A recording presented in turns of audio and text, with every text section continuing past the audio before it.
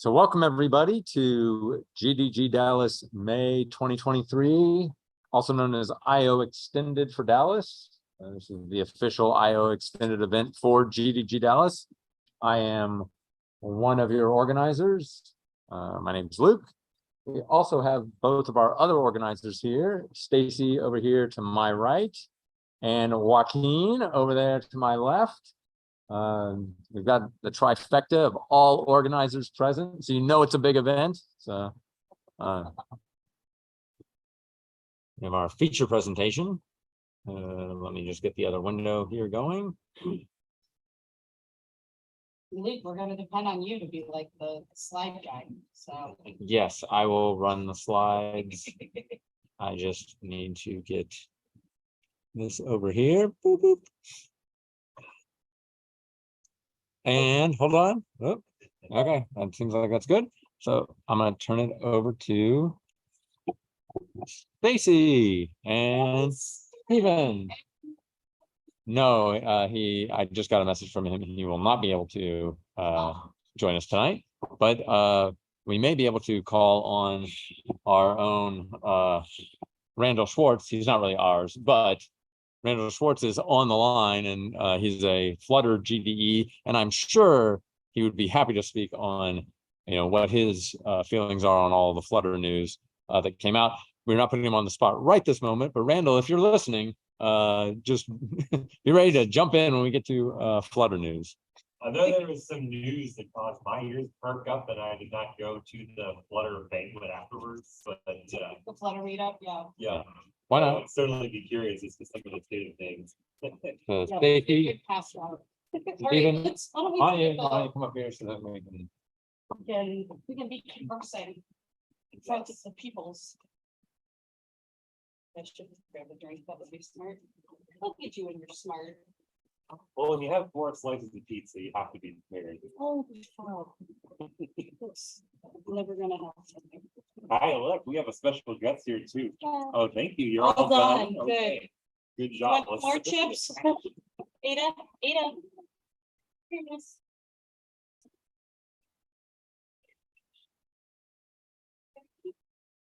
This is what happens when your childcare cancels on you within 45 minutes of the event.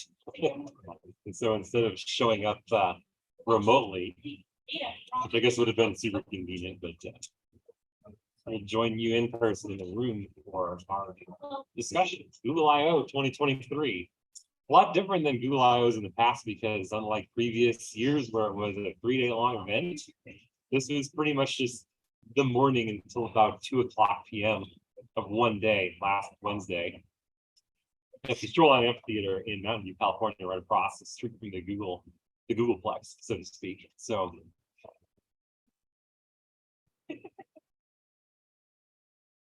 Apologies they'll on be that. set for the next 5 minutes, I'm sure. Yeah, they'll be set for just a moment. Okay, where did? I just left off with, it was a much shorter I/O than usual. Oh yeah, so this time around. Oh, you spill the water? Oh my gosh. Okay. I'll take care. You need to talk. Okay, so this time around, Google I/O is primarily structured around the single day. So this was pretty similar to how it was last year. The difference being that there was actually content in the second half of the day, and there were a couple of pre-day events happening for certain groups the night beforehand. So usually Google I/O is a kind of like a 3-day event, is the way I kind of describe it, where it's a full day of content, and then like another full day, and then like a half day. And there's usually an event the night before. I'm sorry? No. Okay, and this time around, we definitely saw that the audience and the groups were quite different from years past. So if you're wondering, like, why is there only 2 people from Dallas up here at the front right now? Well, the list of people who were invited this year was very, very, very, very small. The actual audience was not the size that it usually is, and I would say that approximately 50% of the total audience was actually folks from Google, and interspersed even within the lower portion of the seating area, the prime seating area was also, I would say, probably what, like a third? Oh, yeah, I mean, A third the thing is, Googlers, yeah. Googlers are usually relegated to the very back lawn of this If huge at all, amphitheater. yes. But this time they're way up in, the fifth row or even better, right next to the stage, to the point where you could, throw a cotton ball at Sundar if you wanted to. Cotton balls are very difficult to throw in a long distance, but here we were up there that close.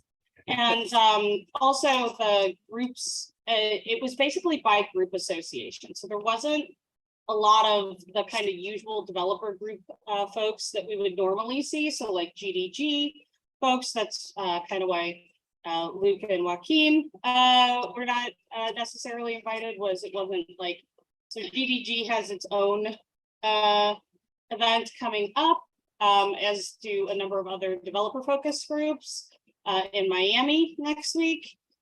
So they were not present for Google I/O in person.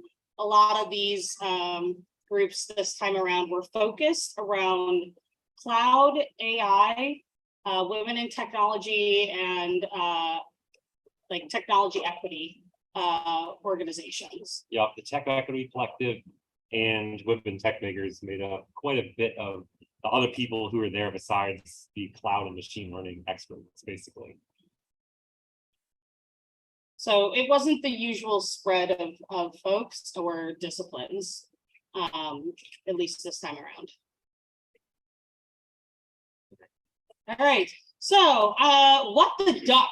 This is actually my my photo, and I think that this photo kind of sets the tone for what this I/O was. And this was structured far different in terms of the actual I/O main announcement section and developer keynote than what you would usually have found.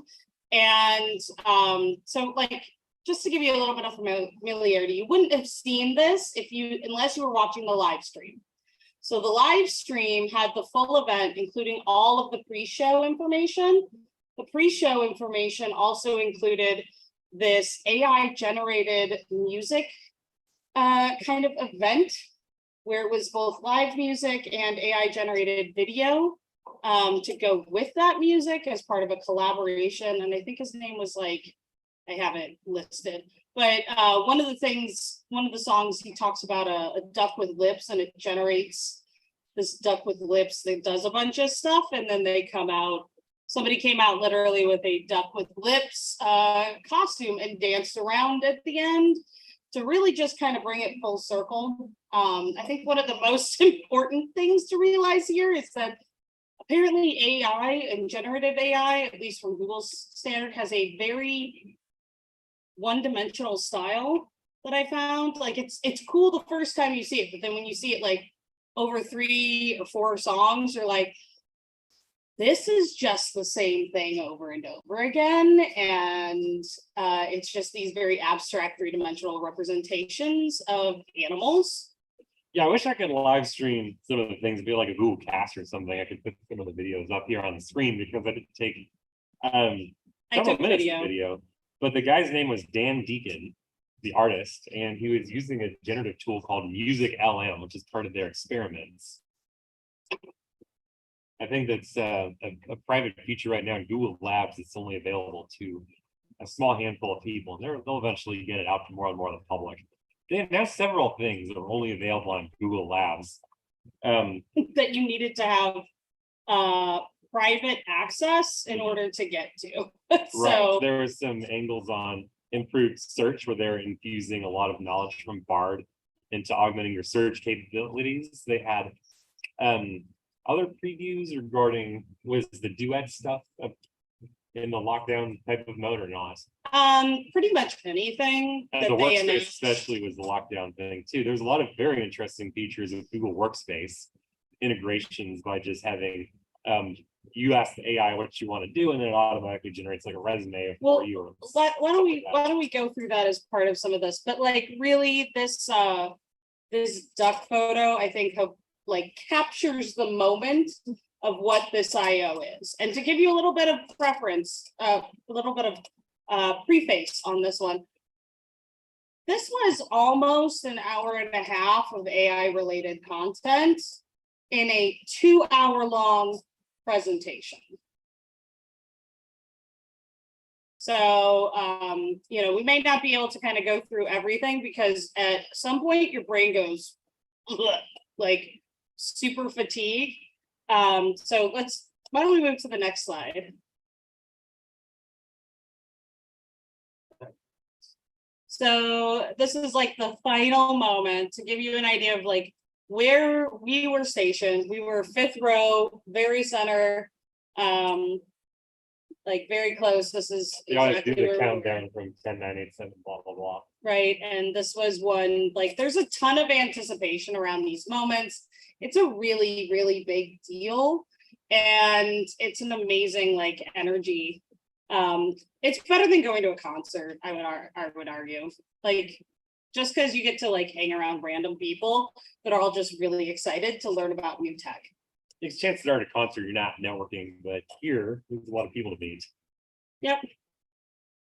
You handed out a lot of swag before. this Did. show. I handed out 400 stickers. So there was that. And so the big thing to come out of this, and basically the preface around all of everything, is Palm 2. So you probably heard a little bit about the Palm. How many people heard about like Palm or Bard prior to the Google I/O announcements? Yeah, certainly Bard being. Bard, okay, that yeah, is from that one. ChatGPT things. So And a few of you raised your hand for Bard, I think, or for Palm, I think too, right? Yeah. So the big thing is that they said this is Palm 2.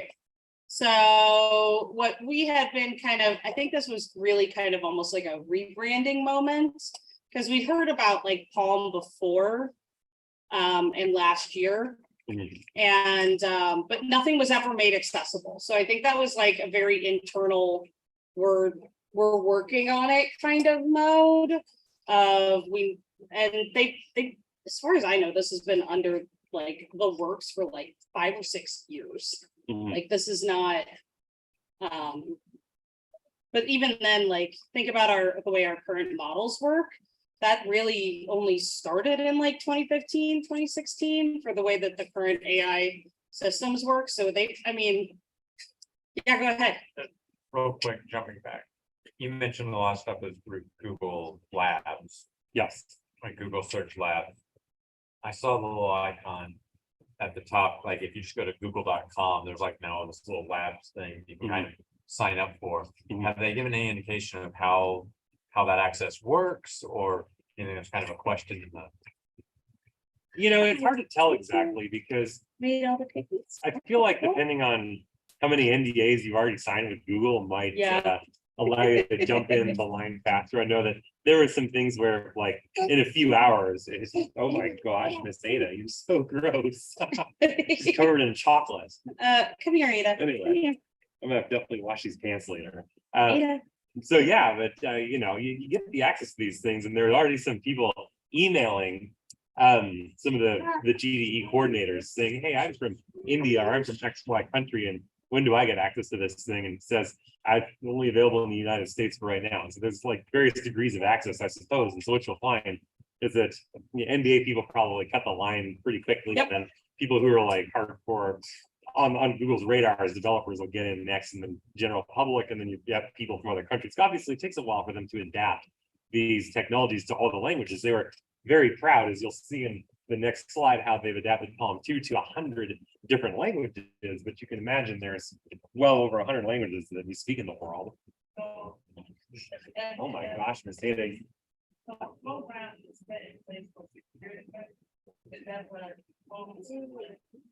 watch your water.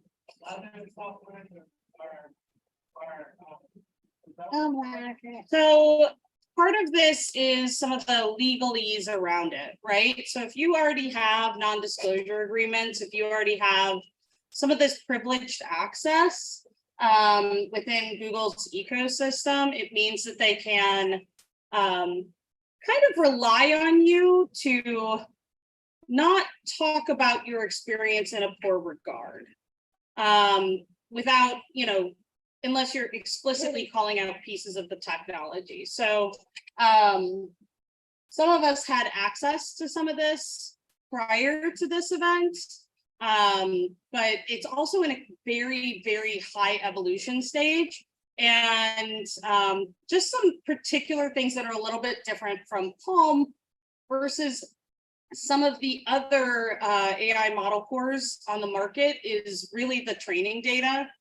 Go ahead. Can you explain what Palm is just a little bit for people that may not know? Okay, Is it so like- basically it's, oh, go ahead. Yeah. So Palm is basically a AI model core, right? So like ChatGPT has an interface and a model core. And those are two different things. So Palm is a modeling and intelligence core.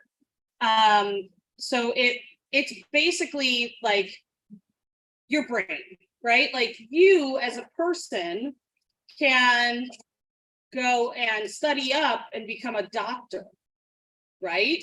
Or you can take your brain and allocate that space and time and energy to training up to become, a software developer or oops.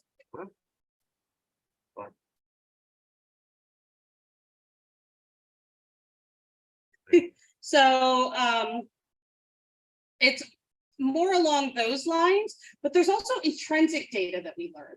So where there is some like differences where with like assistant, which they specifically didn't call out anything about, wink, wink, hint, hint, nudge, nudge. What did you? There's a contextual base model that you have just from learning to be a person, right?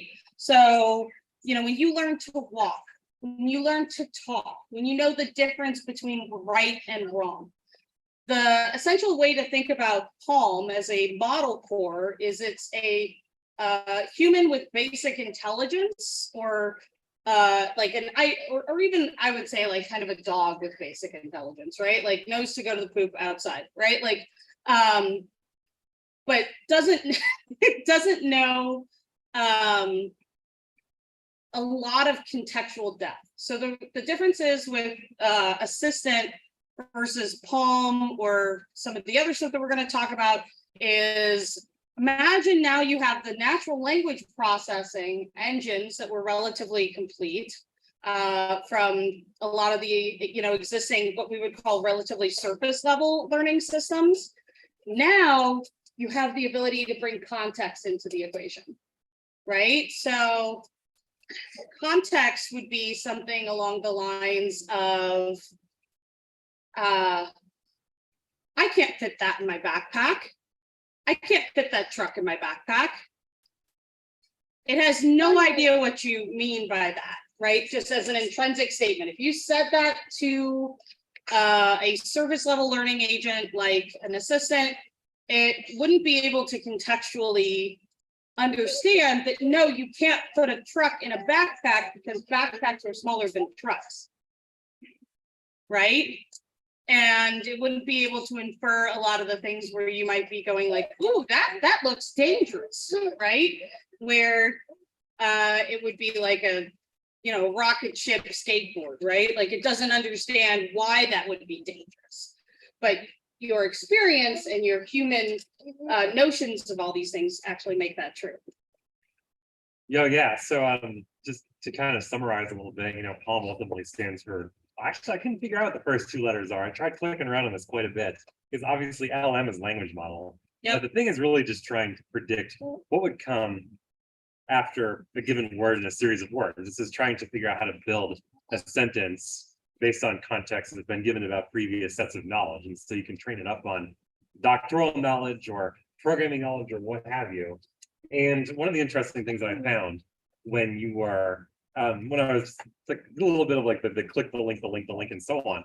I found a paper that was written by the Google Brain team, basically saying that this particular Palm 2, I guess their biggest one is actually smaller than one of their smaller models of Palm 1, but outperformed it substantially. And so I would expect that, I don't know exactly what metric they're using this on, like number of parameters. Obviously, you see that ChatGPT has expanded its number of parameters by quite a bit and got a lot better between 3.5 and 4. But somehow Google actually shrunk Palm 2 compared to Palm and is performing a lot better, according to their research paper. So it's worth going and looking up if you're interested in the metrics of how they do this. But in terms of Palm 2 and the large language model that they provide 4 different sizes of it that you can customize for your own use cases. And there's Gecko is the smallest one that can actually run on a mobile device, is offline, so it doesn't take up much processing power at all. You have bigger than that is Otter, and then Bison, and then Unicorn is the biggest one altogether. And this to tell you about how big Bison is as a language model. They mentioned that it actually took 13 days to train the Bison model from full start. Now, I don't know exactly what they trained on. I can imagine that something like a whole row of racks of tensor processing units in some data center somewhere. But 13 days sounds like it's pretty expensive to train that large language model on. And it's not even their biggest one. So the power and robustness of Palm 2, I think, has yet to be seen as people really start hammering on it over the next year.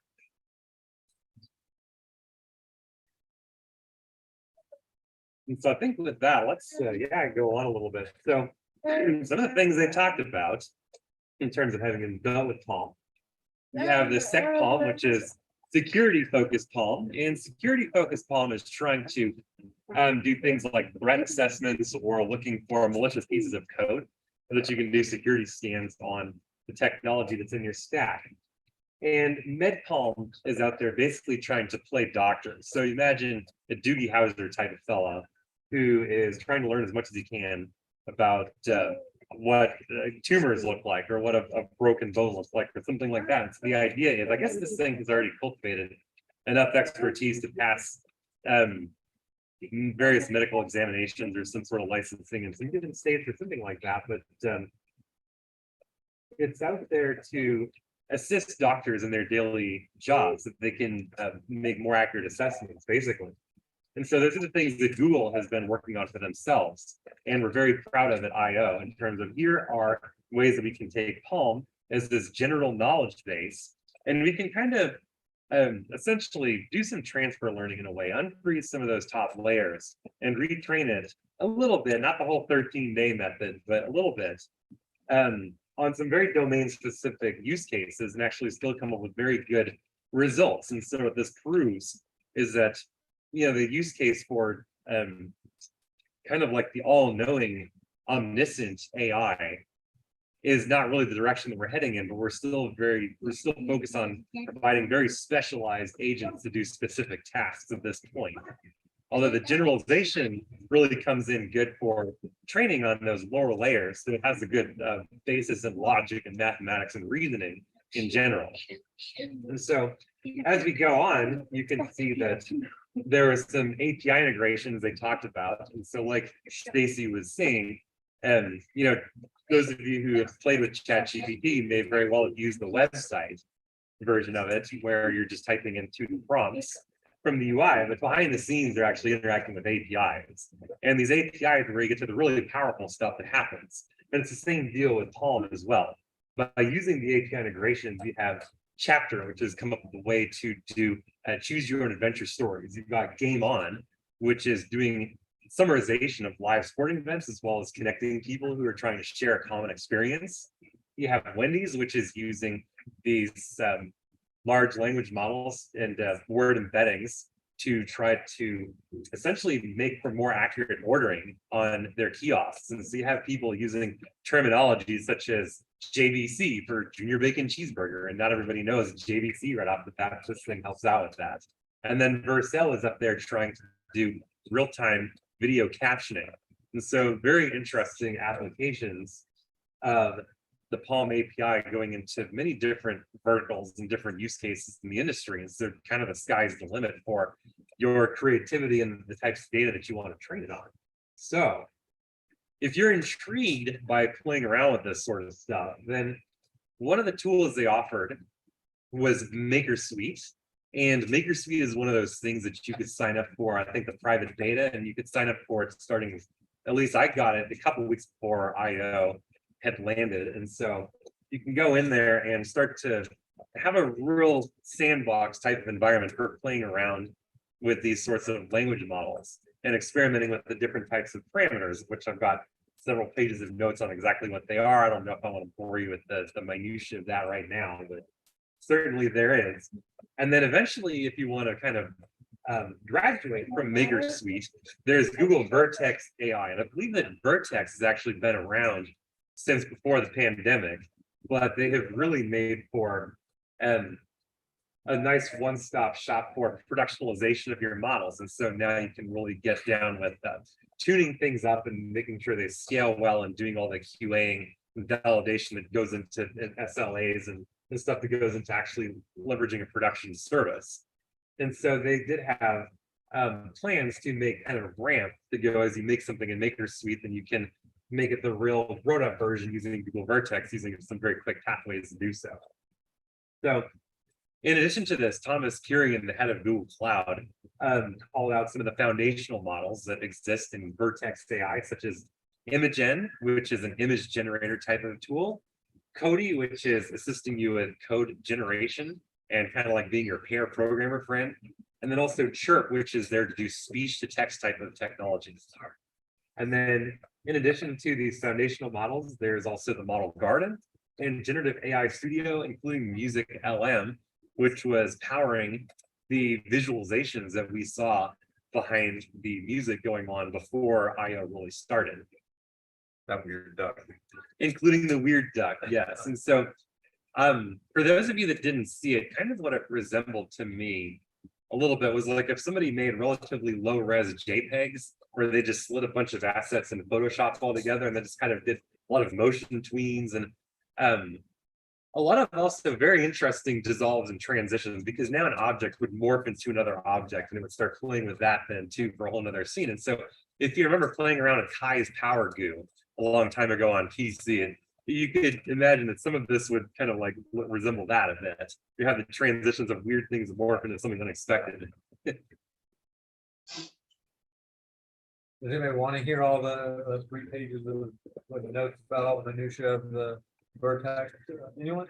I think what I'll do actually is see Okay, just making sure. So Fred, like, if I put ChatGPT as my personal assistant or something, Mm. how can I as a payment use functional in my real life scenario? So if you're imagining, are you using ChatGPT just as a chat or as APIs into API it? instance.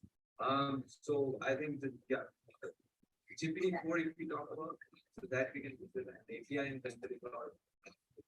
Yeah, any of them are working like that. So you got ChatGPT, what's the other one? AutoGPT, and then certain Yeah, Palm. We're here to talk about the Google stacks, but yeah, Palm is going to certainly have the APIs, and then Bard is going to be sort of the front end to those APIs for your personal use, as well as all the that's other your interactions. chat GPT integrations, Yeah. right? Like, one of the key differences, in my mind is like chat GPT is Bard, Palm is you building out or training your own models. Because honestly, that's the play that Google's gonna go for. Because guess what? You gotta use tensor engine processors. More water. Okay, yeah. More water. Here. Right. So you see so many people who are just script kiddies playing around with prompt engineering, it seems like, and they're not really getting into the APIs a whole bunch. And what we've seen is that Google is making the play towards, hey, why don't you get into these APIs a whole bunch and really train this on your own taxonomy of data, and so you can really make something that's really awesome for your own use case. And there she goes, spilling the water on the floor. That's Wonderful. awesome. Hey, that's the life of a 1-year-old. She's what, 20 months old No right now, water. I think. No, Luke is a little bit dismayed. no, you cannot just spill water. Well, apologies on her behalf. Well, we'll get some towels, I guess. Or something. Okay. Yeah. This slide's good. Okay. Yeah, so meanwhile, if you don't mind me jumping to like some of the things that we want to talk about, like regarding Yes, go ahead.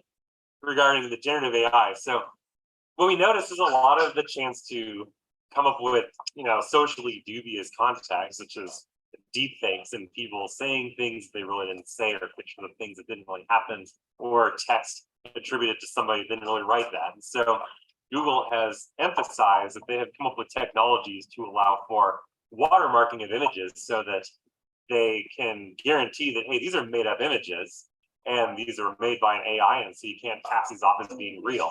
The other interesting technique that they have demonstrated is that there's now a earliest index type of feature in Google search. So if you imagine when you do the Google Lens or reverse image search, now what it'll do is Google will tell you the first time Google had ran across that image on the internet. So for instance, that person who used, I forget which model it was, the deepfake model to fake the moon landing having been staged, and they came up with a zoomed out view of what it would look like to stage the moon landing. And so Google says that the first time they came across this particular photo was in July of 2022 or whatever. So it's definitely not something from the early history that, stuff like that. Chances are it's fake. I mean, granted, somebody might have had this in a classified folder for 50 years and it's just now finally coming up. And so maybe it's not the most accurate way to say that these things are legit, but it's there as a way to, for general purpose, give you a sense that yes, it's indeed real because it's old, or it's indeed not real because it's new.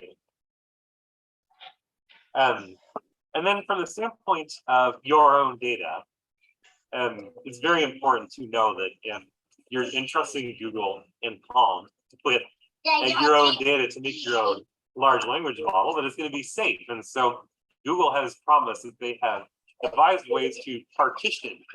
There's an adapter model, essentially, and the adapter model drives your foundational model that you're building on top of, so that it doesn't leak your data to Google, so that is all the proprietary code you're writing for your API or the proprietary research you're doing in your medicine lab isn't going to be leaked to Google, and so it's not going to go in and drift to other people training their own models. In addition to that, and there are ways where through a chat model, such as an agent through something like ChatGPT, you might be able to sort of break the agent or reverse engineer it in such a way where you can ask it surreptitious questions, try to get at how it was trained, or what was the prompt that got you here, or try to do something that throws it off his game so it stops working correctly. And so one of the things that was interesting about the cloud portion of this that wasn't really discussed in the mainline IO is that there's no leakage because the agents can actually be trained, or they allow for agents to be trained to not be answering specific questions. And so if you're trying to focus an agent on a specific train of thought, you can dissuade it from answering questions that are irrelevant or questions that may pose security risks to your agents. And so I think they're trying to come up with ways to make AI less evil, I suppose, less able to go off and do things surreptitiously or unexpectedly. And so in addition to this, since now 2 of the 3 people are gone, it's just me, I guess, are there any questions from the audience thus far?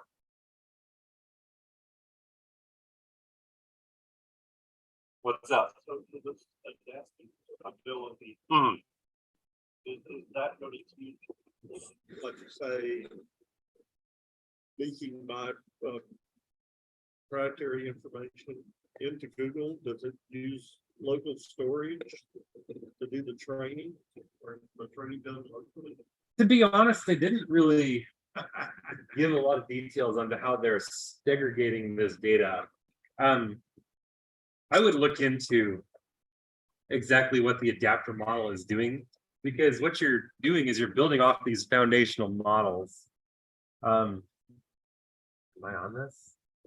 I click here and move left. Okay. So the foundational models, Imagen, Cody, Chirp, and I'm sure other ones that are up on Vertex. You're going to probably use an adapter model to kind of shim your own data onto them. And I doubt that you're going to be training anything locally, because there's very specific hardware that you're going to be using, like large clusters of things to do the training. It's probably going to take even the specialized hardware a few hours to get it done in some cases. So try to be. Pretty much. I think, yeah, what's gonna happen is they're likely to allocate. I moved the slide back. one. Yeah, no, Joaquin, what's going on? Yes, I'm pretty sure this project. But the project, are you know anything about it?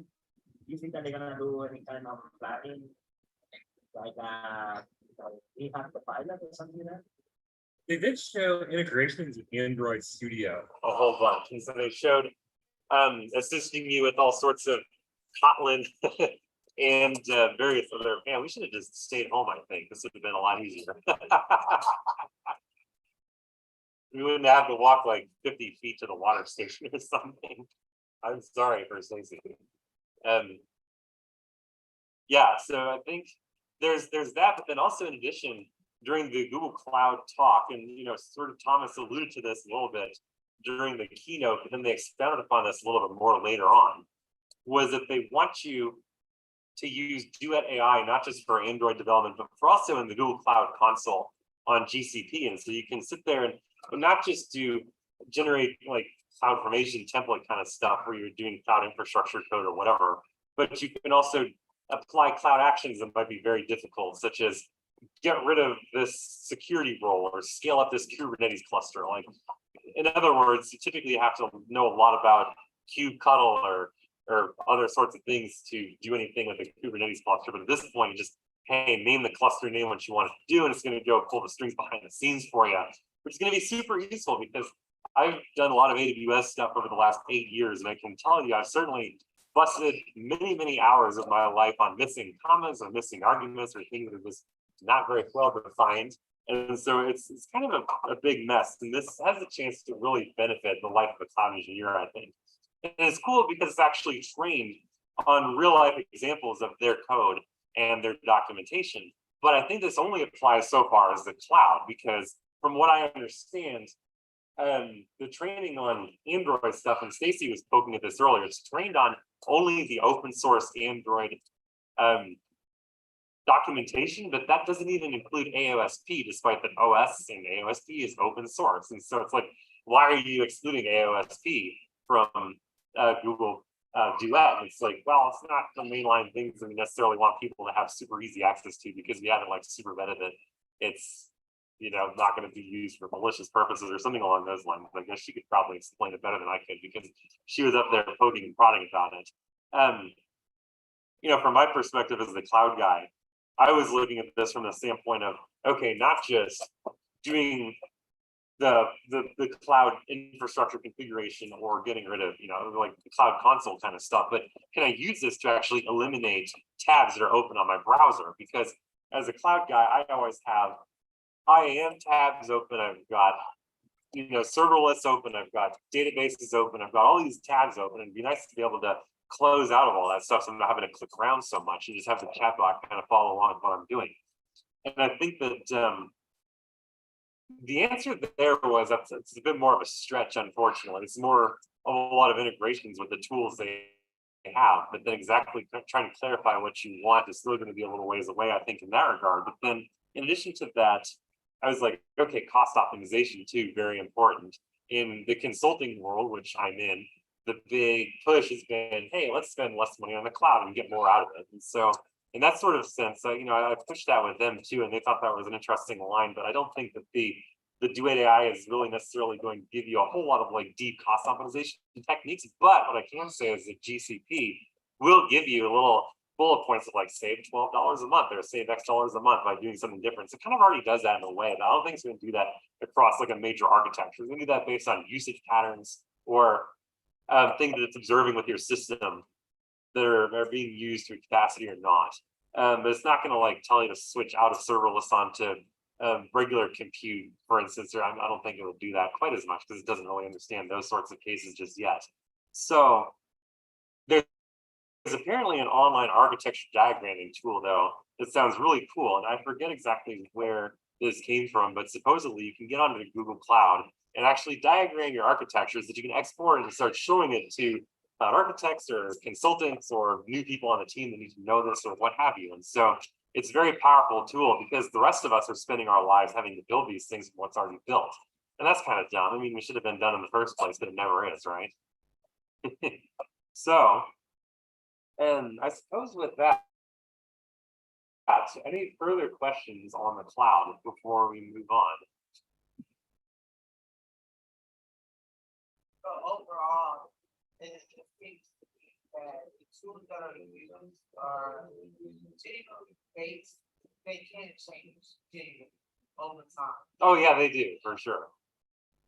Those of us that have been around Android or TensorFlow long enough know that we've busted our heads on a great many API changes in just a year or 2 years. And so you're always finding dated documentation. So this is going to be no different, except that a lot of people are going to use this stuff from the surface, especially if you're a workspace user. You might not necessarily be digging down into the APIs a whole bunch. And so from your perspective, it's just going to all of a sudden work different or work better. It's going to be a pretty seamless experience.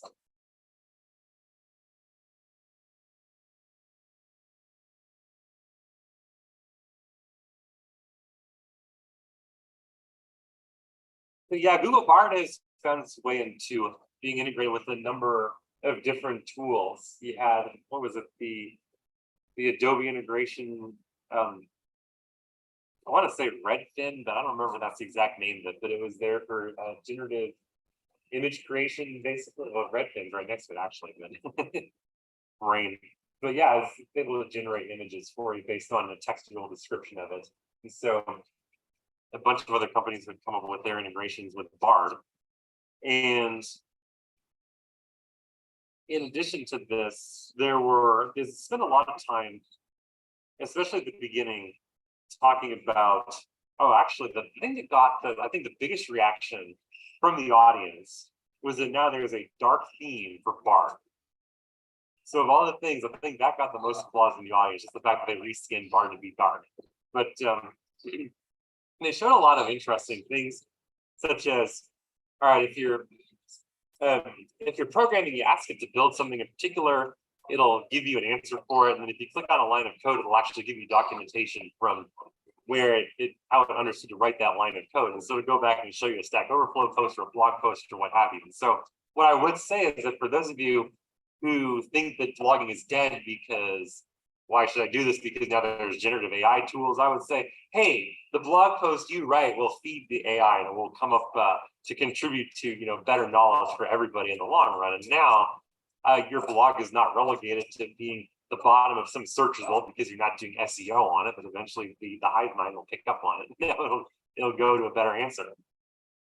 And so, in addition to that, you have some other things with building tabular data sets, adding columns of extra information. They showed a particular use case where you might be researching liberal arts colleges for maybe a degree in animation or something like that. And so you could ask it about the colleges that were in the Pennsylvania area and list the type of major, the price, the degree type, and then another one might be like, okay, what's the on-campus living, what's the price of food here or whatever. And so you could keep asking it more data and keep giving it to you. Export things to Sheets for collaborative communication on the information. So there were all sorts of interesting Bard integrations for not just coders, but for people trying to just live their real lives and to use kind of concierge assistance service for just trying to manage things that they're trying to research in their own lives, basically. And so Firefly was the name of the thing that you use with Bard to generate new images. And so they showed a couple of examples where you can make an image of a cake and a unicorn at a kid's birthday party. And so for this, I believe they pulled it right into Google Sheets for doing some sort of like an invitation type of template to the kid's birthday party that's coming up soon. They showed a few different types of images. And I think that, none of the three of them hit the mark, and so they did some adjustments to it.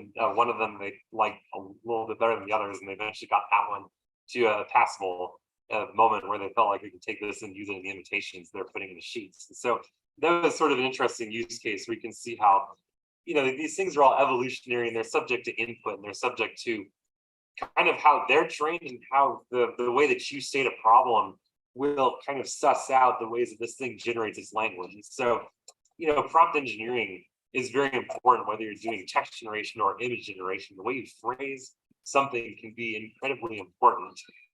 And so, for instance, photorealistic or HD high definition or terms that people will stick into something like DALL-E for image generation types of techniques to get more photorealistic results instead of something that looks like a cartoon or something that looks like it was made in Blender or Bryce from 20 years ago or something like that.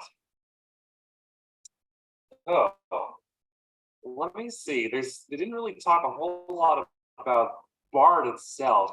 Later on in the afternoon sessions, it was a bit more geared toward developers who were trying to build specific features. But let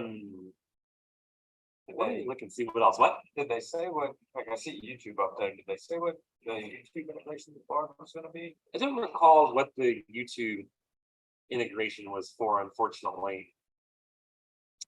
Although now that I'm thinking about it, one of the things, actually, I'll mention this real fast. They described during the developer keynote, there's a tool called AppSheet where you can do low to no code application development. So essentially, you describe, and this might be interesting for the product centric folks, you describe sort of what it is you're trying to build. And this bot will try to ask you some additional questions about what it is you're actually looking for. And I think this is where product folks might be really good at helping this thing figure out what questions to ask, because of course it's going to guess at what questions it needs to do. It might not hit all the marks, but it's going to try. And eventually, based on the answers that you give it, it's going to build for you a particular script that's going to try to carry out the task that you want to do. So I forget what exact use case that they had in the examples, but if you watch the developer keynote, I think probably like in the last hour after that, like maybe like an hour back from the end of it would be about where this is, and I'm going to show you what they were going for in this particular sense. But one of the things that I'd be curious about from Randall is there were some things announced regarding Flutter and Dart, I believe, and it sounded like, okay, so to me, there was this notion of Flutter as being cross-platform, and Flutter can handle things with Android and iOS in web development. And now they're talking about something else, like WebAssembly or some other sort of front-end language. It was a little bit maybe stepping on some of Flutter's domain a little bit. And I was wondering if you got the sense of that, Randall, and where you see Flutter necessarily going in the future. If he's on. It is on an active view. I'm on, but I'm trying to remember if they were bringing up anything else that was, well, there's the constant thing that's coming out of the Kotlin thing. The Kotlin That's what it was. thing. They were showing this towards the end of the developer keynote. And I tried to take a screenshot of it, but I think I missed it just by a second. But it sounded like there were things that they were trying to do with Kotlin that were kind of impinging on Flutter's domain a little bit. Yeah, two different teams at Google. They're gonna, both run until one of them runs out. That's all. I think Flutter's still got more staying power. And Flutter also is aiming at more than just the 2 or 3 platforms that the Kotlin stuff is doing. Flutter also has the support of being able to use Dart on the back end. I don't know how well Kotlin will run back end stuff. Probably okay, I guess. Yeah, but I don't see Flutter going away because Kotlin is there. There's too much investment in the Flutter and Dart community now. Definitely. And yeah, Dart seems like it's been kind of tried and true as a backend language way more than Kotlin has. Well, and with Dart 3's changes, it's now it's not only the equivalent of, sorry for jumping in the conversation here, but it's more than the equivalent of a fancy JavaScript, which is what it started being. And then now it's evolved to the, strongly typed language that Dart 2 became. And then with 2.12 being the sound null safety, and now with 3 again, like a order of magnitude more applications that we can approach safely with Dart and robustly with Dart. And I think that's going to cement it as a backend language as well as a front end language because of its use with Flutter.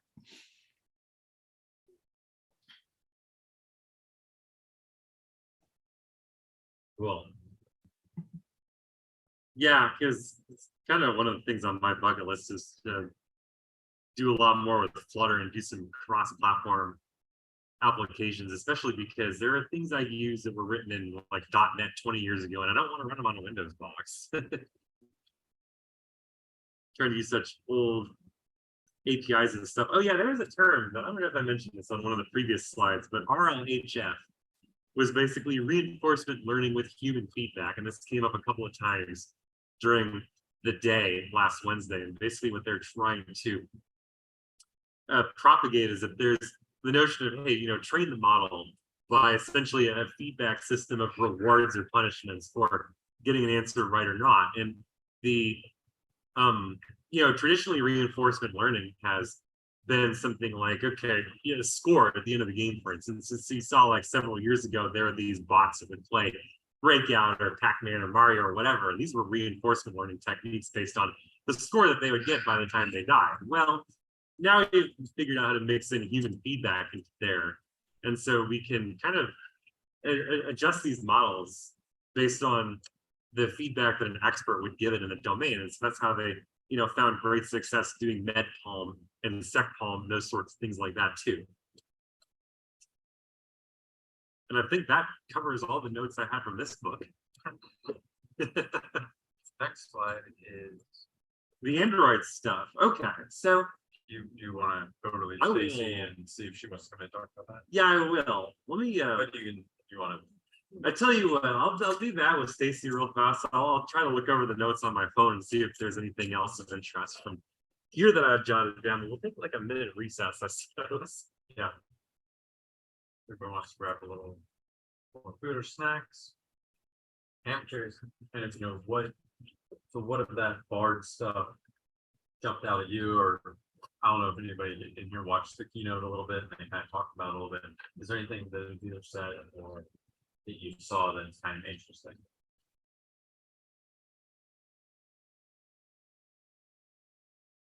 Secret Bard, just because it's Google. Because they'll, We decided to we got in. So the different thing. Yeah. Yeah. I think it's a No problem. great point, and how much integration they do with their other tools, it makes it harder for them to get rid of it. It's kind of like the autocomplete for like Gmail. Like, I don't know how much you use that. I definitely use that a fair amount. Of like, you start typing a sentence and then it says like, okay, the next part of the phrase you might want is this, and it's like a lot of times I'll be like, yeah, that's right, tab, and it'll like jump me, and I'll save me a few words of having to type out. And thank you, thank you very much for your time. And I'm like, yep, that's fine, and jump to the end of that, and then pick that up after that. And so now I don't know if that's not really Bard at this point, but if they start integrating more of that stuff into there, and people start seeing value in it, then I think it does get a little stickier, and they will have a harder time removing it now.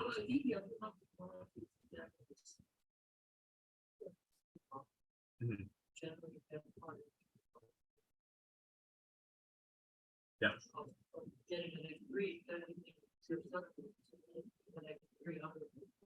Yeah, like they showed with the example of, hey, write me an email that says like, I'm not satisfied with the. But that's different from the autocomplete. So the That's true. autocomplete models are, I'm also thinking about this from essentially everything that you're seeing is some variation of search, right? So a lot of the existing autocomplete models are kind of based off of vectorized clustering, and how that works with like a database, so that you can really do some like fancier things with predictive text and predictive autofill. But and tokenization to that degree. So if you've ever seen like the like 2013 string tokenization Google models that like are existing, and then you take a look at what is considered the more modern systems with BERT, and how that really kind of changes the game, so to speak, in terms of clustering and results. But this, the language models are going to be very specifically applied versus BARD, which is a general application. So you're going to maybe see the Palm side on the autocomplete, but not a BARD interface on that. Like BARD will always be that, like, I think that ChatGPT style. Yeah. But I don't know if the technology will be integrated in different ways where. Maybe if one of the Palm models that it's using can see that like you're getting into a prompt, perhaps, I don't know. Yeah, or we'll be able to read all of your emails that you've ever written, and then now it can write it in your voice, even better, Yeah, but there are models that can already do that, right? True, Because but are they integrated already into Gmail? I don't know if that's going to be like not on Palm 2 would that be computationally feasible based off of my conversations, but computationally feasible for somebody who's not willing to spend, like for a free customer, or even like a slightly premium customer, like a $10 a month customer, because just running that computation is going to be like hundreds of dollars, even like in their cost. Yeah. So Yeah, I don't know. It'll be interesting to see where it goes. I think you're looking at like 3 or 4 iterations from now, like major versions for that to But be. you get a Gecko one that runs on your phone and have it train overnight. Yeah, but it's not gonna train on like everything that you do. It's gonna train. It's basically gonna end up becoming like a slightly fancier version of a tokenization model where it's going to recognize the words and phrases that you use the most. Yeah.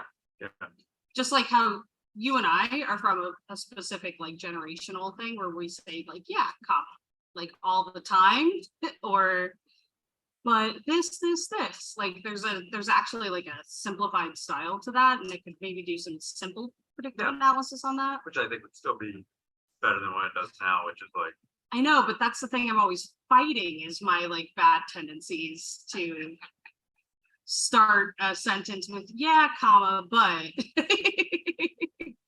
I don't want it to, I want it to be me, but with better habits. And I don't think it's going to have the contextual engines to be able to do so effectively. Yeah, I mean, that's where it gets interesting. It's like, can you teach it? Because I mean, they had like the Shakespearean thing, right? I don't know. People saw the keynote where it was like, yeah, and send a messages. text, and you start writing a text, and you're like, no, but say it like Shakespeare, and then it would like basically translate it into kind of a Shakespearean version of that same question of, do you want to go get something to eat? And so it's like, so it becomes this kind of interesting of like, how do you want to sound in your texts and your emails? And yeah, if you say, no, I want my autocompletes to be a little more formal or a little more casual with this person or whatever, like, I don't know. But they've already had those contextual engines. I remember like literally seeing some of that in like 2016 and 17 on like how it does a simple analysis of well, it's not necessarily contextual, but it's like the emotional response kind of pieces to it, which that still kind of follows into. But yeah, so now that we've had an hour and 20 minutes of AI in the keynote, you mean? Keynote, right? Now we get to talk about Android, and this is where it gets a little bit interesting. They said that we are the most complete ecosystem with Android, and when we think about it, they're not necessarily wrong in that regard, because they've made some, if you really think about it, they've made the Android runtime basically run on everything now. So you don't actually have to build the entire operating system in order to run an application. Chromebooks literally just have the Android runtime. They don't have all of Android underneath them. They don't have to support device hardware. They don't have to do all these other things. So we've seen that runtime be ported and moved around, and it allows for a lot of flexibility in a lot of different spaces. And so that is really, I think, become the proliferation of Android within the ecosystem. This is the operating system they own that people support, and the runtime that they own entirely. Like all out, they've already had the lawsuits, they've already, like they've solidified this. And so now we move to the next slide. So what did we have in terms of keynote announcements? This was the first one. Woohoo! This is like the most disappointing Android keynote section ever. I say this as somebody who's been going for like 10 years. So the first announcement we had was, hey, buy our $300 watch so that you can possibly get WhatsApp messages later this year. A product announcement for a product they don't own and cannot influence. And yet that made it into their keynote to sell more watches. Next slide, or next thing.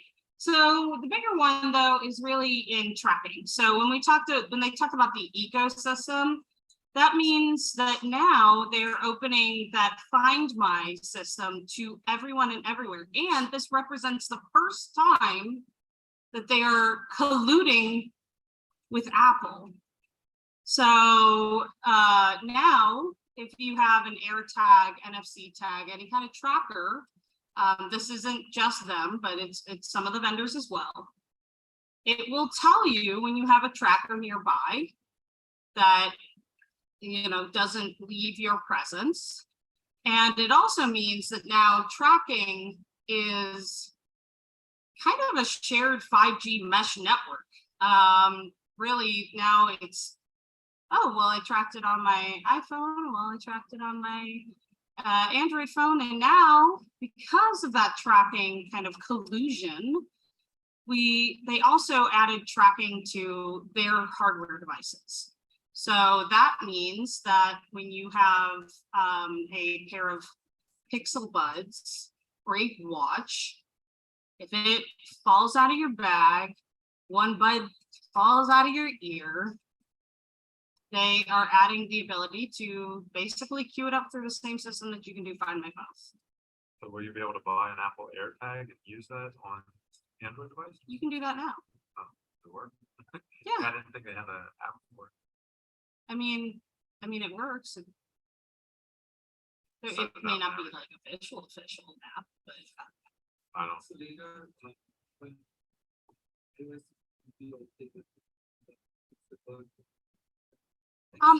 they didn't specifically talk about that, but and I'm citing sources on BGR, so Boy Genius Report, they just go by BGR now.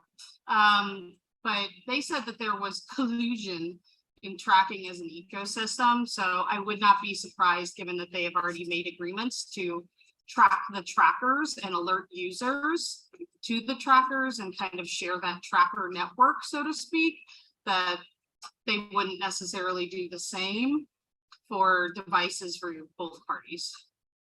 So, but this then gets into like a weird privacy set of issues too.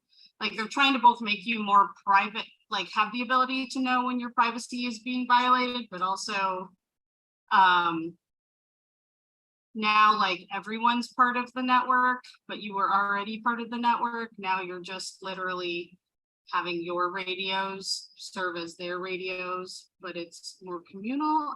It's kind of a weird thing in general, but sometimes that can be nice if like somebody like took your stuff, right? Like you don't just know the last place it was, like it can kind of follow it and track it and stuff. But so yeah, tracking.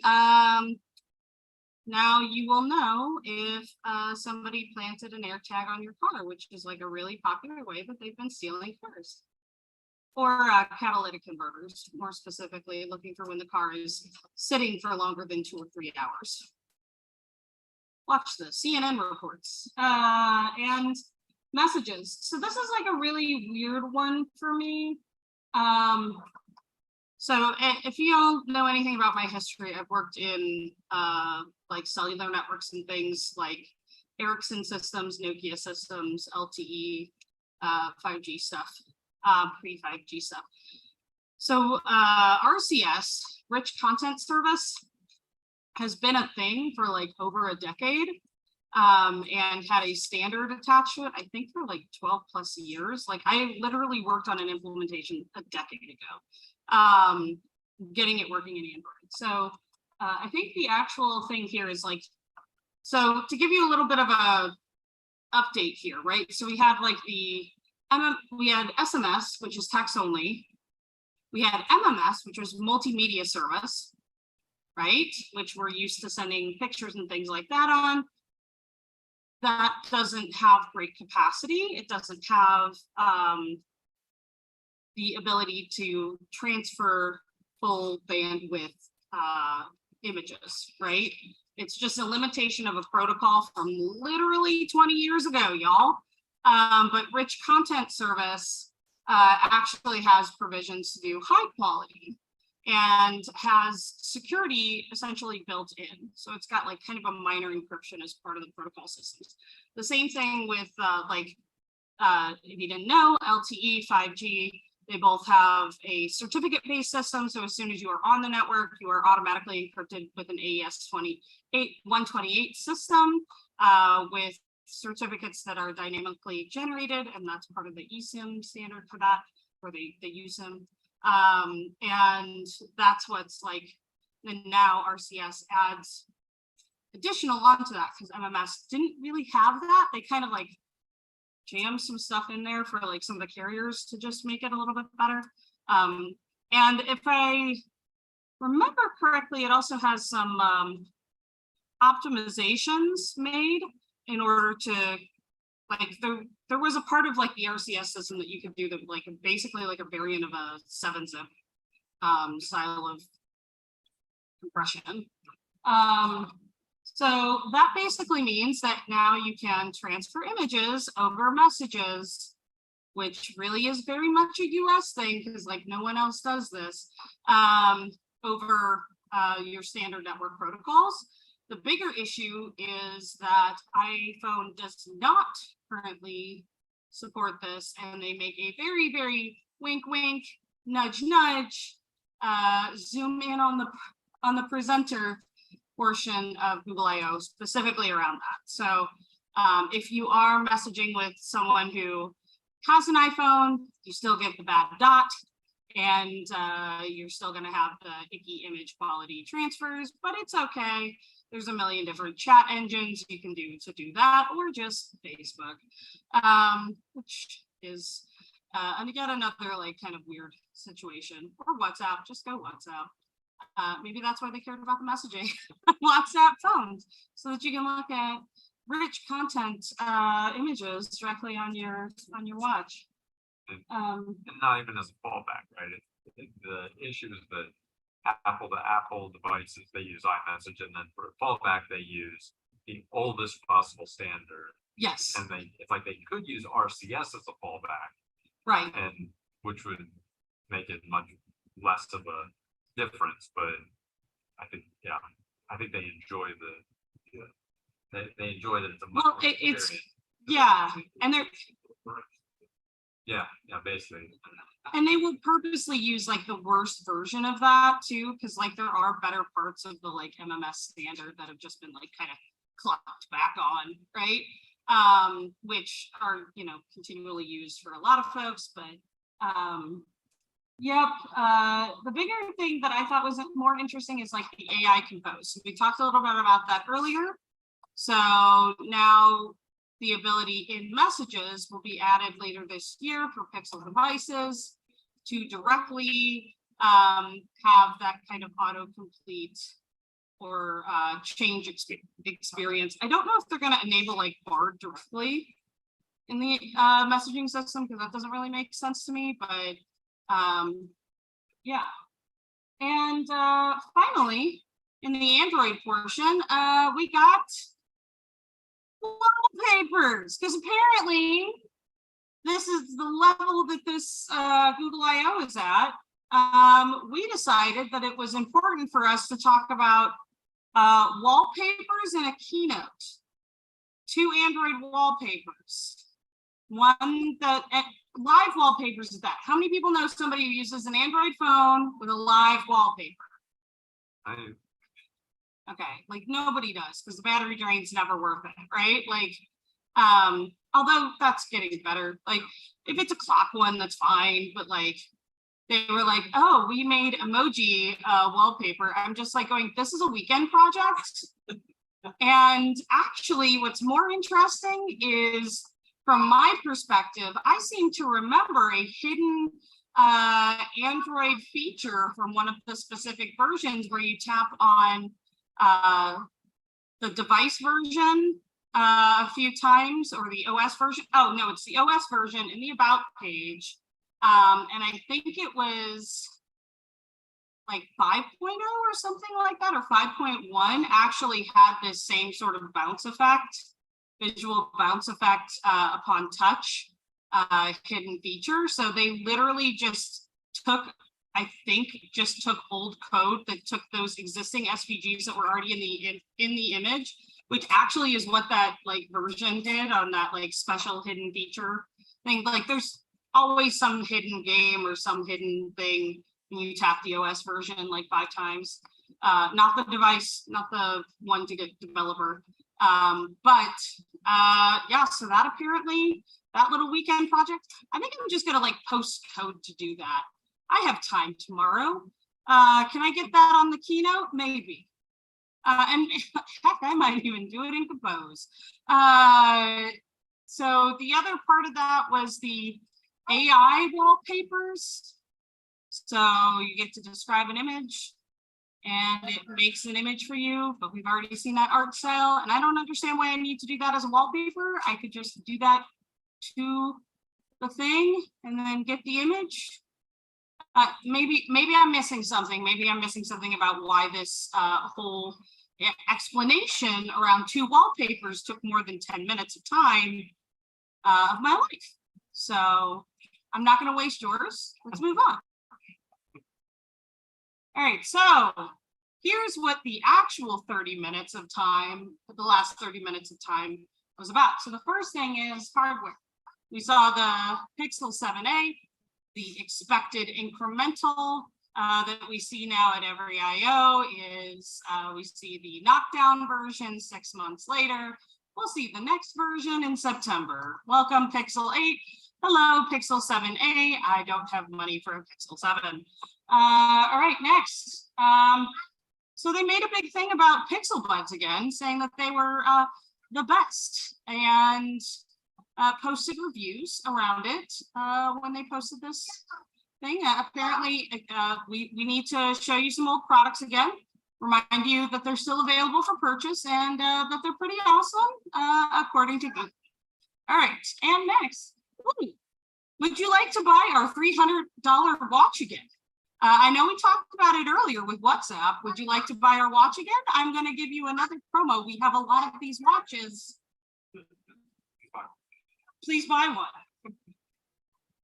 All right, and the next. Hey, it's Pixel Tablet again. But now we got a speaker stand with a magnet. So what they made was a Nest Home. This should be a signal to everyone. Go ahead, sir. That speaker was announced last. Yes, it was. No, yep, no, I'm not being facetious. This is exactly, yeah. This is they sent a bunch out. If you don't know kind of like the story, and then they have like a bunch of issues, and then they stopped. And so now this is the product that shows up in the keynote twice. So twice and still not available. Awesome job, everybody. This is a wink, wink, hint, hint at, in my opinion, and should be a surprise to no one. This is all the like assistant integrations are essentially dead at the end of this month. They have been unable to be updated since the end of last year. And all of the direct integrations with Google Cloud for Dialogflow and similar engines has been axed. So look at our new $500 version of a Next Home, everyone. You can take it off, you can put it back on again. But this is basically because they're killing off a lot of the special features of the existing Nest Home ecosystem.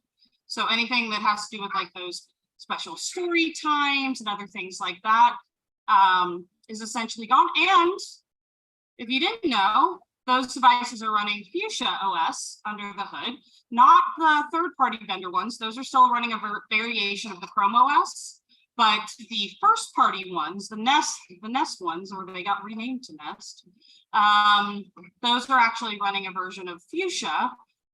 If you are also unaware, their layoffs significantly impacted people working on Fuchsia,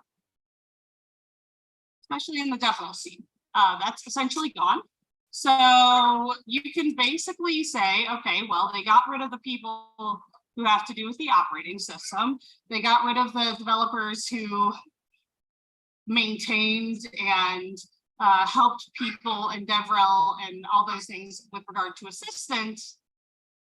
They are showing us a new visual version of what they consider Assistant. They've prioritized the entire voice interaction now to be voice to screen or direct voice command only, not interactive voice content. There you go. This is your new Assistant device. It's just an Android tablet you talk to. And did they mention Assistant at all?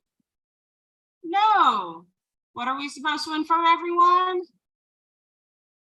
Bard is Assistant now, and that all those products are going to get an EOD very, very quickly. I'm looking forward to the September announcement of Bard is now embedded in your phone. So I had the chance to ask one of the Googlers related to cloud. Okay, so it's great that we have Assistant, but when do we get Bard level answers on the Assistant? Because I'm trying to ask the Assistant things that if I ask Bard, it would just know. Assistant's always giving me a head. It's like, you know, we tried to talk to that team, but it's like hard to find anybody over there anymore. No, they're gone. They're Actually gone. They don't exist. The integration. That should tell you everything. Yeah, they built all the natural language processing engine up with all of our responses and systems, and absolutely use that information to build out the NLP. So natural language processing models are done. Now we need to build the context models. That's what Bard's for. Welcome to the train data. All right, let's move. Okay. Woo, the thing we all wanted. Pixel Fold. Or we thought we wanted. And I meant to put a little screenshot in here, but I was on a private chat with a number of like well-known Android developers while I'm sitting there. So, you know, I'm live there in person and I'm literally just doing this and shooting pictures and showing people things. $1,800, 1,900 euros. And one of the response, and I'm going to call out Ash Davies. What's up, buddy? In Berlin, 1,900 euros. Because 1,900 euros, heck no. And the other guy, and literally right after that, actually at the same moment, it's literally the same time, you know, stamp on it. It's like, it's under $2,000. Take my money. And I'm like, yep, this is the actual response that everyone's going to have towards this device, because all of the Samsung devices that have previously come out prior to the Z Fold, the actual vertical one, were all $2,000 or more. 20. I remember that the Fold, Samsung Fold, was 2,300, 2,400.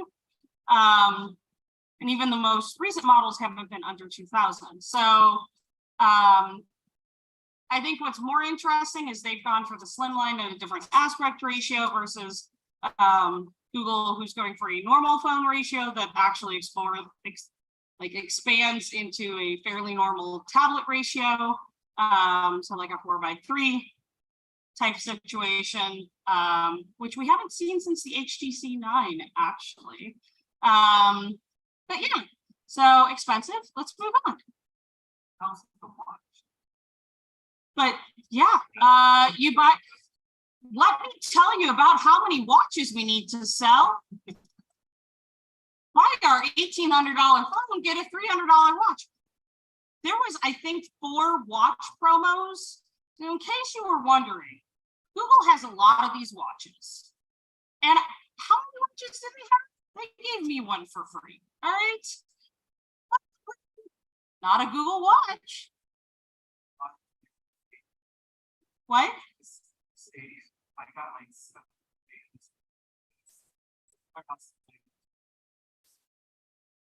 Oh yeah, they're just trying. I don't know what they're gonna do. I mean, the Bluetooth can. Oh, they were Wi-Fi controllers though.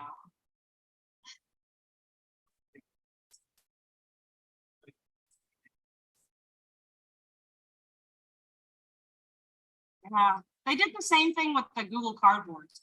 How many years were we giving away cardboard like headsets? And then guess what? They don't support those APIs at all anymore.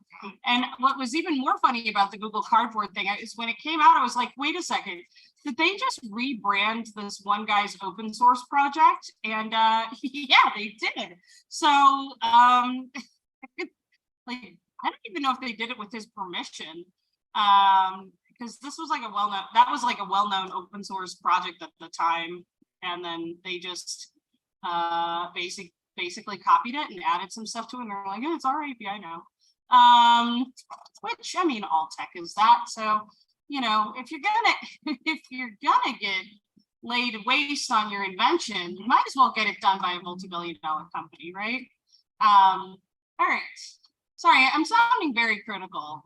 But and that's not anybody else's actual email except for me. Hi, I'm Stacy. Please hit me up for any other knowledge you would like to know. There are things I'm not allowed to talk about, at least on camera. I have a lot of my own predictions. Android 14 is a very meh kind of update, but we expected it to be as much. It's mostly, hey, you know, Material U that we brought up 2 years ago? Now we just put the gradient capability everywhere. And look, we gave you buttons on your lock screen. Don't you love your own buttons on your lock screen? Oh, wait, have you been able to do that with external apps for a long time? Yes, but you haven't been able to do it with Pixel natively. And so a lot of their like settings and things like that have been around basically like a Material U and permissions based systems. I, for one, am a fan of this kind of iterative approach to development and the way that they have made their progress something where we're not just waiting for big OS announcements like you do for iOS, where everybody gets a new OS and then scrambles for like 2 months to fix it and find all the bugs. So, but yeah, not really a lot to talk about in terms of Android, but they really want you to buy a watch. So watch those go on sale in about like 3 months. Do you want to spend $1,800 on a phone plus tax? There's no warranty plan. I went through the process to see if I should. I'm like, going, this is cool, I want one. But then I go, oops. Have you seen my 3-year-old and 1-year-old? And do you have a protection plan available? The answer right now is no. And the Google Fi plan, which has currently the best deal, has like $750 you will get back after having it for 2 years. Like, no, I would like to get that not after I've had to own this for 2 years and be on your plan for 2 years. Like, usually they have a thing where it's like you have to have it on your plan for 6 months or something to qualify for the discount. Yeah, any questions, comments, concerns? Yes. Yes, according to the processor, the benchmark of the G2. More or less the same that the Bionic A14. I'm sorry. So the A14, the processor from Apple Yeah. from 2018, has more or less the same power that the G2. I'm not surprised. 4 or 5 years ago. Actually, I mean, if you've taken, so I remember when Apple came out with its A10 processor, one of the first things I did was look for a, like a very large scale die picture. So if you're actually familiar with like chip dies, like flip the lid, so to speak. So that little, it's just literally a metallic lid, take it off, take a big picture. That A10 processor chip was actually hand laid out. When I found out that they had more than like 1,000 engineers actually designing that processor, it was not possible to not have that hand laid. Like you couldn't, so what was available at the time was like this is still used to a certain degree, what's called simulated annealing. Simulated annealing algorithms. Essentially, if you're familiar with annealing, we raise metal to a certain temperature, and then we rapidly cool it, right? Or we let it kind of naturally cool, whatever that might be, so that it retains strength and doesn't crack, right? So, so you like anneal the metal, right? So you like both loosen and strengthen at the same time.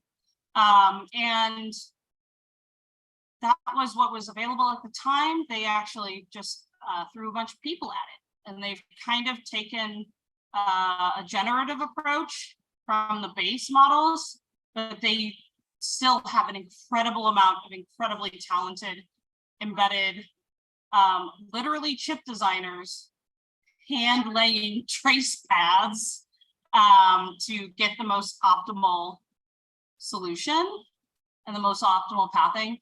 The ARM architectures that they're building are like so far off from the specifications of the ARM versions that they're on that it's like, are they even ARM at this point? Like,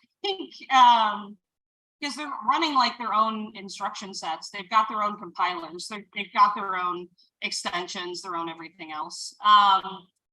So if you want to get into processor design, love to talk about that too. But yeah, so the G2 processor though is a little bit different in that instead of a general computation engine, it's specifically geared towards AI models, right? So it's basically got a very scaled down, very bespoke version of its like tensor chips, which are, you know, not FPGAs, they are actual ASICs that are essentially where they're embedding all of their space, and they're taking a lot of the, you know, information that they've gotten from running it in the server space and applying it into kind of different models. We saw some of this like very early stuff with their Moonshot program from like 2014 or 2015. Remember when it had the little radar piece? What pixel was that? That had the radar? Was it Pixel 5?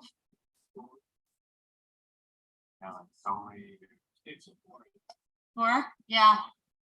And that was from the Moonshot program in 2015, which is when they first showed that embedded chip. So they actually at least followed through with I guess putting the chips they already had the design for in some applications to see if it would do anything.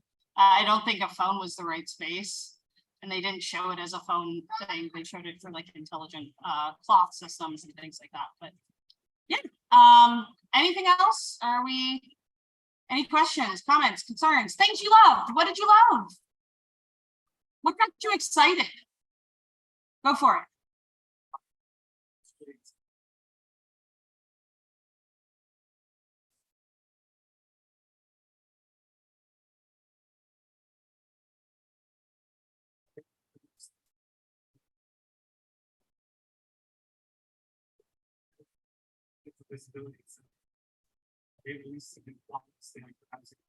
Yep. They just spell out like. Great. There's.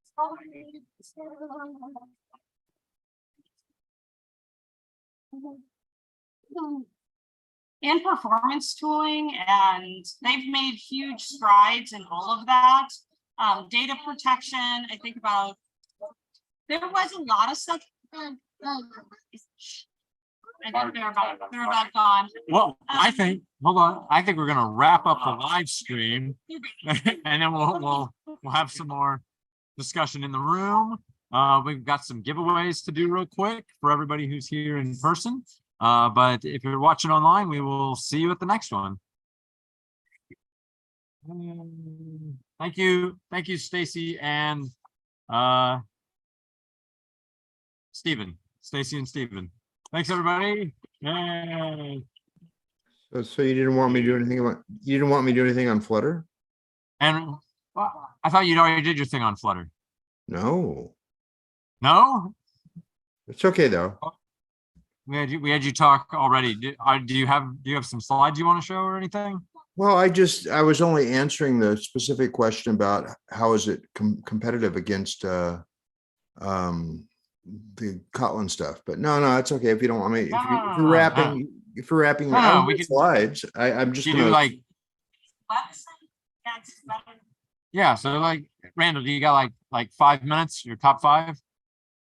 not specifically. I'd be scrolling through the articles that came on Medium and basically talking, maybe adding some commentary to it. No, it's not worth it. Forget it. It's fine. You sure? Yeah. Okay, but we will, I think you had said maybe you could do another talk Later. like coming months with like some of the more Yeah. updates. Yeah. I plan on doing a detailed Dart 3 talk coming up soon. Yes. Okay. Well, look Okay. for that then. Fine. Enjoy your pizza. Flutter Web is super cool and evolving very, very much, everyone. That is what you should have, like, that's a big takeaway. Would you agree, Randall? I didn't hear that. Flutter Web? Flutter Web is great. It's getting half size and faster. That's kind of the immediate takeaway for Flutter Web.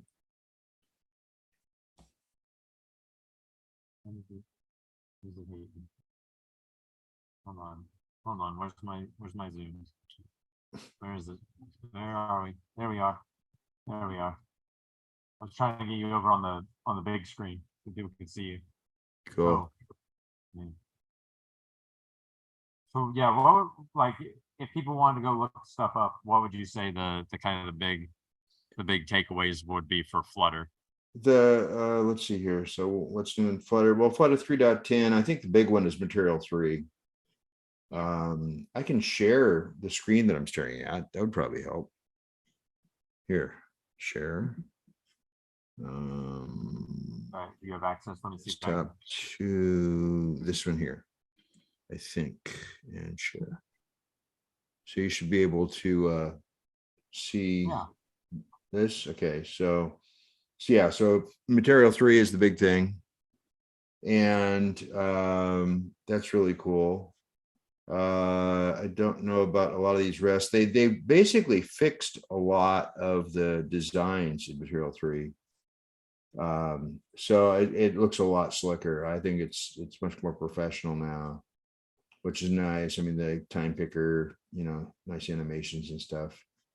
Bottom sheets, list tile, text field updates. Oh, the text field updates are good because it's actually becoming more parity with the built-in stuff. So like double click and drag, extends in word blocks. That's pretty cool. Triple click, triple tap. They also got, they changed the way that selections or spelling or something works. Oh, autocomplete works differently now in a way that works better. So that's nice. Yeah, here's the big one here, web improved load times. So that's a real cool thing. Reduced size on Canvas Kit was a big part of it. So that's now like half the size it used to be. You can embed elements now, which is really slick. Impeller is now turned on iOS. So that means you don't have to like use it behind an experimental flag anymore. And they're talking about rolling it out a bit for Android and stuff too. I don't think it's written here. This came out like 2 weeks before Go, before IO, I mean. So eliminating jank. So again, because Impeller starts up differently, the jank is much reduced. That's really nice. Yeah. Startup latency in general. They're figuring out how to reduce size and reduce things getting started up. That's kind of cool. APIs, yeah, not a bunch of stuff down on the noise here. I'm kind of 2/3 the way through the document already, but you check that out. The other one that's big to look at is the announcing Dart 3, and I'll put both of these links in the chat before I disappear here. Again, 100% null safe. Records, patterns, and class modifiers are the three big players there. Records allow you to basically create tuples. So you can have unrelated or untyped data that's strongly typed, but just, happens to be traveling in the same box. And that is going to open up a lot of cool things.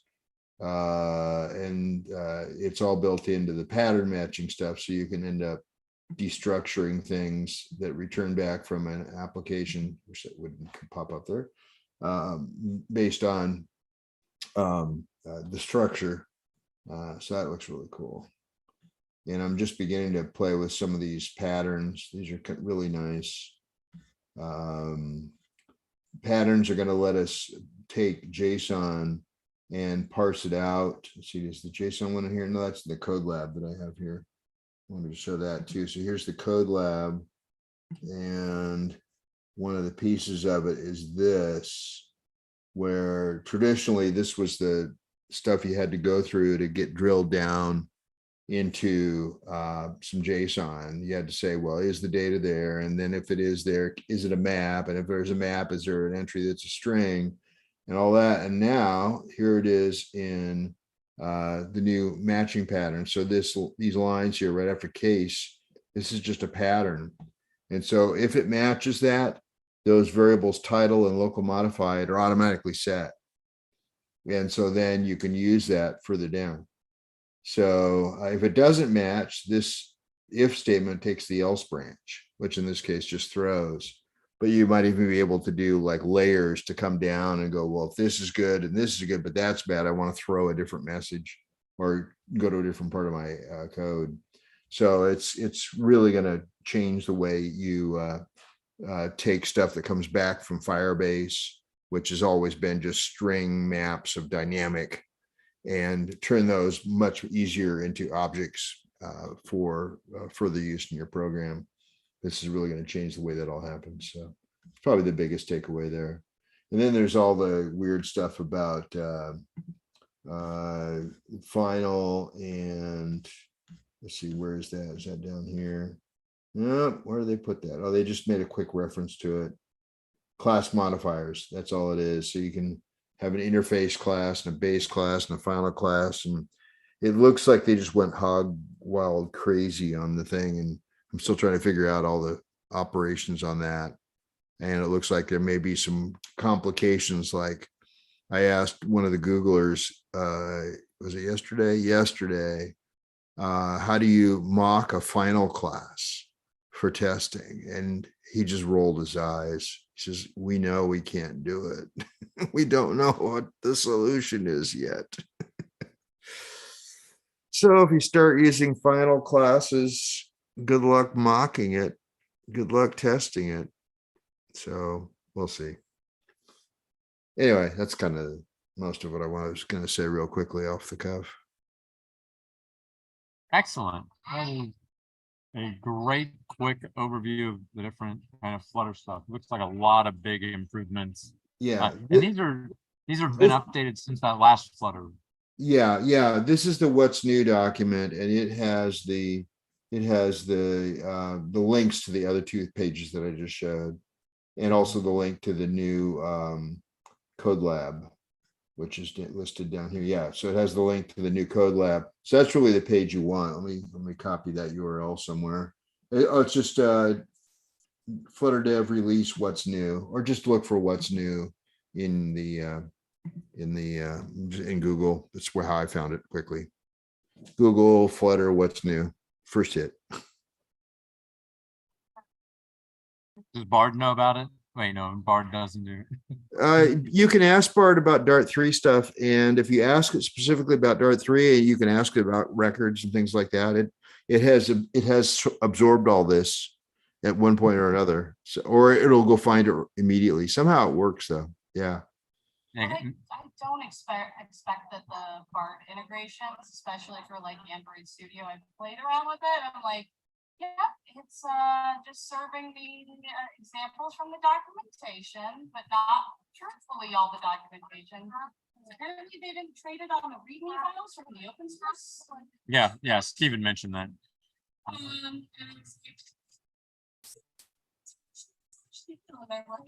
couldn't make sure that it was all good and certified documentation. The developer documentation, it's been through editors. Yeah. Maybe you can ask it about your how to mock a final class, Randall. Yeah. See what Bard thinks. Oh, really? I should ask it that. No, I think I did. And I think it said it's not possible at the current time. And I went, yeah, I know. Okay. Thank you very much, Randall. Yep. I think we're gonna Okay. wrap up for the live Enjoy. stream. We'll do some quick giveaways here in the room. Okay. But thanks everybody again for coming to our IO extended for GDG Dallas. We will see you all at the next event. Yeah, how to-